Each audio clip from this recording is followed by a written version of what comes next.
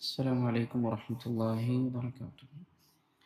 الحمد لله والصلاة والسلام على رسول الله وعلى آله وأصحابه أجمعين أما بعد اتقوا الله عباد الله. Anas bin Malik റളിയല്ലാഹു തആല ഉദ്ധരിക്കുന്ന ഒരു ഹദീസിൽ റസൂലുള്ളാഹി സ്വല്ലല്ലാഹു അലൈഹി വസല്ലം അവിടുന്ന് പറഞ്ഞതായി കൊണ്ട് കാണാൻ സാധിക്കും, ലാ തഅജബു ബിഅമലി അഹദിൻ ഹത്താ തൻദുറു ബിമാ യുഹ്തമു ലഹു. നിങ്ങൾ ഒരിക്കലും ഏതെങ്കിലും ഒരു വ്യക്തിയുടെ അമല് കണ്ടുകൊണ്ട് അത്ഭുതപ്പെടരുത്. ഹത്താ തൻദുറു ബിമാ യുഹ്തമു ലഹു, എത്രത്തോളം അദ്ദേഹം അവസാനിപ്പിക്കുന്നത് എന്തിലേക്കാണ് എന്ന് നോക്കിയിട്ടല്ലാതെ. എന്ന് പറഞ്ഞു കഴിഞ്ഞാൽ ചില ആളുകളുണ്ടാവും, അവരെന്ത് ചെയ്യും, ഒരുപാട് കാലത്തോളം നല്ല അമലുകൾ ചെയ്യും. അപ്പൊ ആ അമലുകൾ കണ്ട്, ചില ആളുകളുടെ ഖുശൂഅ് കണ്ട്, ചില ആളുകളുടെ നിസ്കാരം കണ്ട്, അവരുടെ പ്രവർത്തനങ്ങളൊക്കെ കണ്ട് നിങ്ങൾ ഒരിക്കലും എന്ത് ചെയ്യരുത്, അത്ഭുതം കൂറരുത്. എത്രത്തോളം നിങ്ങൾ അയാൾ എന്തുകൊണ്ടാണ് അവസാനിപ്പിക്കുന്നത് എന്ന് നോക്കിക്കൊണ്ടല്ലാതെ. റസൂൽ കരീം സല്ലല്ലാഹു അലൈഹി വസല്ലം എന്നിട്ട് അത് വിശദീകരിച്ച് പറഞ്ഞു തരാണ്. ഫഇന്നൽ ആമില യഅമലു സമാനൻ മിൻ ഉംരിഹി ഔ ബുർഹതൻ മിൻ ദഹ്രിഹി ബിഅമലിൻ സാലിഹിൻ. ഒരു വ്യക്തി അയാളുടെ സുദീർഘമായ ജീവിതത്തിൽ ഒരുപാട് കാലത്തോളം അല്ലാഹു സുബ്ഹാനഹു വ തആല തൃപ്തിപ്പെടുന്ന ഒരുപാട് സൽക്കർമ്മങ്ങൾ അയാൾ ചെയ്യും.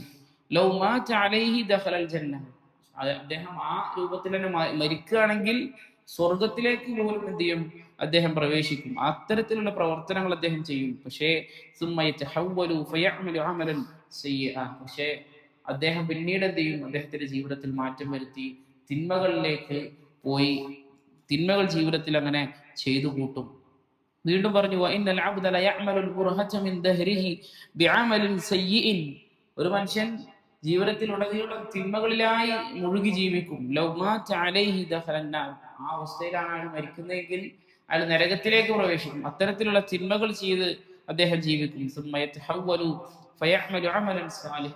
പിന്നീട് അള്ളാഹു അദ്ദേഹത്തെ മാറ്റും, അദ്ദേഹം മാറും.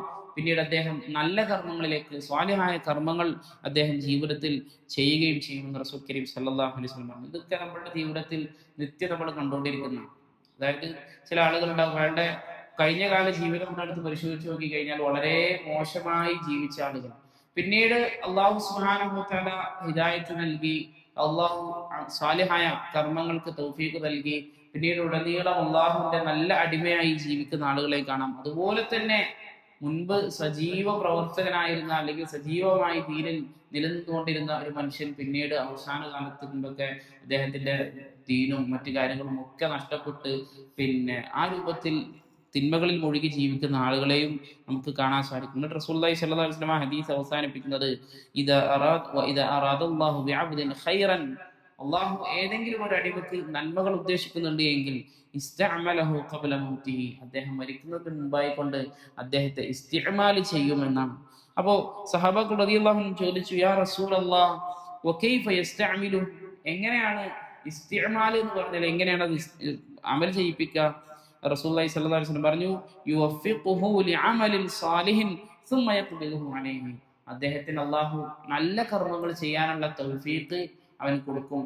ആ സൽക്കർമ്മ നിരതനായിരിക്കുന്ന ആ അവസ്ഥയിൽ അല്ലാഹു സുബ്ഹാനഹു വ തആല അവനെ പിടികൂടുകയും ചെയ്യും. അതാണ് ഒരു അടിമക്ക് അല്ലാഹു സുബ്ഹാനഹു വ തആല ഖൈർ ഉദ്ദേശിച്ചു കഴിഞ്ഞാൽ അവൻ ചെയ്യുന്നത് എന്നും റസൂലുള്ളാഹി സ്വല്ലല്ലാഹു അലൈഹി വസല്ലം പറഞ്ഞതായി കൊണ്ട് കാണാൻ സാധിക്കും. അപ്പോൾ നമ്മൾ ഒരിക്കലും നമ്മുടെ സ്വന്തം അമല് കണ്ടിട്ടും മറ്റൊരാളുടെ അമല് കണ്ട് എന്ത് ചെയ്യാൻ പാടില്ല, നമ്മൾ അത്ഭുതം കൂറേണ്ട ആവശ്യമാണ്. മറിച്ച് നമ്മൾ എന്തുകൊണ്ടാണ് അവസാനിപ്പിക്കുന്നത് എന്നുള്ളത് വളരെ ഗൗരവത്തിൽ നമ്മൾ ചിന്തിക്കണം. അതോടൊപ്പം തന്നെ നമ്മുടെയൊക്കെ ഖാത്തിമത്ത്, നമ്മുടെയൊക്കെ പര്യവസാനങ്ങൾ ഏറ്റവും നല്ല രൂപത്തിലാകാൻ വേണ്ടി അല്ലാഹു സുബ്ഹാനഹു വ തആലയോട് നിരന്തരം പ്രാർത്ഥിക്കുകയും ചെയ്യുക. അല്ലാഹു സുബ്ഹാനഹു വ തആല ഏറ്റവും നല്ല പര്യവസാനം നൽകി ഈ ലോകത്ത് ഉടപറഞ്ഞു പോകുന്ന തഖ്വയുള്ള മുഅ്മിനീങ്ങളുടെ കൂട്ടത്തിൽ നമ്മളെ എവരെയും ഉൾപ്പെടുത്തി അനുഗ്രഹിക്കുമാറാകട്ടെ. സുബ്ഹാനക്കല്ലാഹു വബിഹംദിക അശ്ഹദു അൻ ലാ ഇലാഹ ഇല്ലാ അൻത അസ്തഗ്ഫിറുക വഅത്തൂബു ഇലൈക്. അസ്സലാമു അലൈക്കും വറഹ്മത്തുള്ളാഹി വബറകാതുഹു.